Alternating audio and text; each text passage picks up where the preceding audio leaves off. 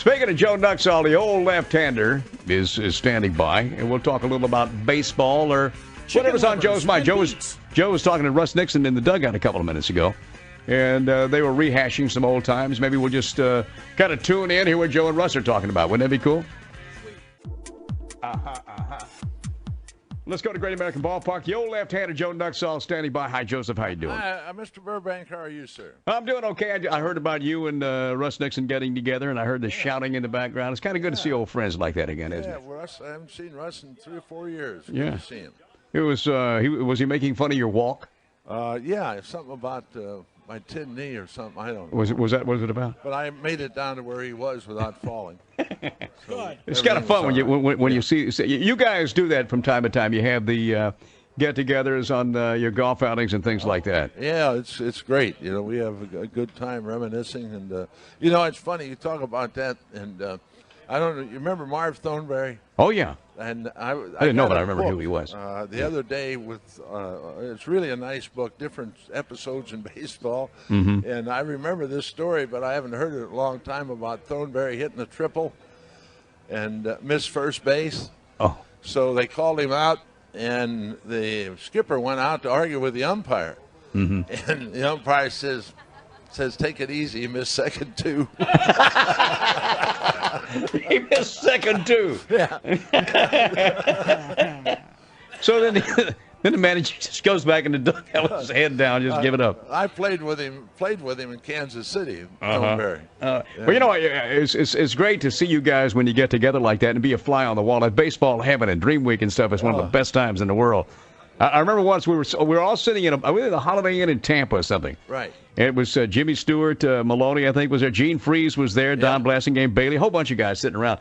And just listening to you guys tell these stories back and forth, well, it's just absolutely amazing in the stuff that you guys did. Yeah, there's a million of them. I won't tell the story about Maloney and the pizza. Yeah, and what's great about it, you know, one guy tells one, and that kind of reminds you of another one that happened to you or something. So it can go on and on for hours, really. One of the funniest things was we sat there. I don't know if you had left by then. We started playing Sports of Consequences, sitting at the bar. Uh-huh. And then and everybody would ask a question. But every time it came around to Gene Freeze would always ask a question, and the answer would always be Gene Freeze. Is that right? And then he'd get upset that we got it, you know.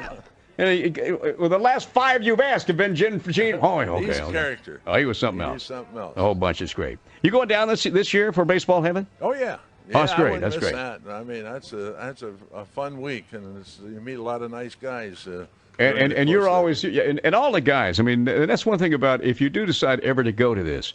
The baseball players, the real players that are down there. Yeah. These guys, I mean, you guys hold court and you love to sit around telling just everybody the stories and things. Oh, it's a lot of fun. That's important, to guys, the old players that they really socialize with the participants. If not, it wouldn't be successful. And I think that's where we've been very fortunate that practically every old veteran that we've had down has been very good in socializing with the contestants. With the exception of one certain contestant that comes down from this radio station every now and then. I see you guys. Well, we don't have to put up with him anymore because if it's not free, he won't show up. That's right, because I know that when the pros would play him in a game and he'd be on the mound pitching, you guys were hitting it back up the middle every time. And he was trying to knock him off. He quit, yeah. Well, he kept. I think finally Willie said, "I'm not pitching." I'd say, "You're not going to stay tomorrow?" "No, I'm not going to go out there and pitch. Yeah. All they're going to do is try to knock me off the mound." Chicken.